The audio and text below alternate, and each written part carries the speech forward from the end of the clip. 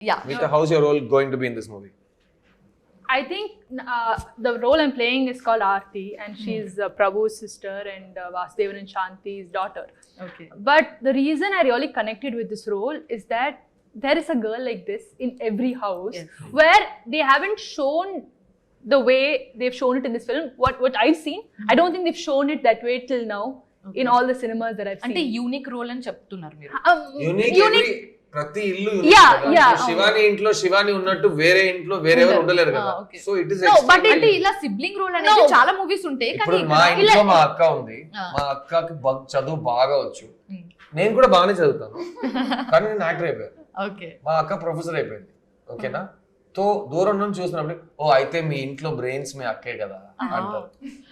కరెక్టే అంటే నేను సైడ్ వెళ్ళిపోతా. ఈ ఇంట్లో అది ఆర్తి.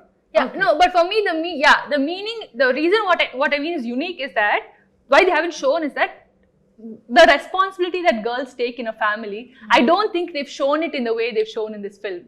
So అది మెయిన్ రీజన్. సో ప్రతి రేస్ లో ఆర్తి ప్రభు ఒక రేస్ లో ఉంటే ఆర్తి ఫస్ట్ వస్తుంది. Aarti is the champion of the house. Okay.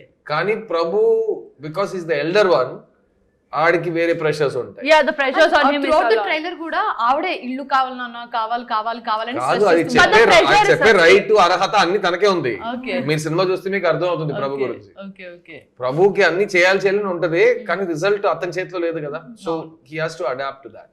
And ఈ ఫ్యామిలీ కలిసి ఒక కళ అంటున్నప్పుడు మీకు మిగతా చెప్పినట్టు ప్రతి ఇంట్లో మీరు ప్లే చేస్తున్న క్యారెక్టర్ ఉన్నారు అని మేము ఫీల్ చేసి ప్లే చేసాం. అది ఆడియన్స్ కూడా ఫీల్ చేసి చాలా బాగుంది. Okay okay.